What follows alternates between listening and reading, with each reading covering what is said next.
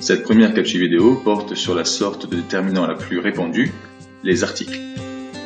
Tout d'abord, l'article indéfini. Il désigne un élément non précisé, non identifié ou non connu. Il se distingue de l'article défini, qui lui désigne un élément connu, identifié ou une catégorie. La liste des articles définis est le, la, les, l', des articles indéfinis, 1, une, des. Passons maintenant à l'article contracté. Cela désigne la préposition à ou de suivie d'un déterminant défini, contracté en un seul mot. C'est le cas dans les exemples suivants. En effet, on ne dit pas « je vais à le jardin », mais « je vais au jardin ». On ne dit pas non plus « il parle de le voisin », mais « il parle du voisin ». Voici donc la liste des articles contractés.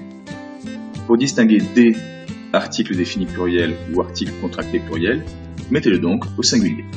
Si c'est un article indéfini, cela donnera un ou une. Pour finir, l'article partitif. Il sert à désigner un élément que l'on ne peut pas compter. Ainsi, si on dit « j'ai bu de l'eau », on ne peut pas dire combien on a bu d'eau. Il existe une astuce pour vérifier qu'il s'agit bien d'un article partitif. On le remplace par un peu de. Ainsi, dans l'exemple « il mange du chocolat », on peut dire « il mange un peu de chocolat ». Du est donc un article partitif. Voici donc les différentes formes que peut avoir un article partitif.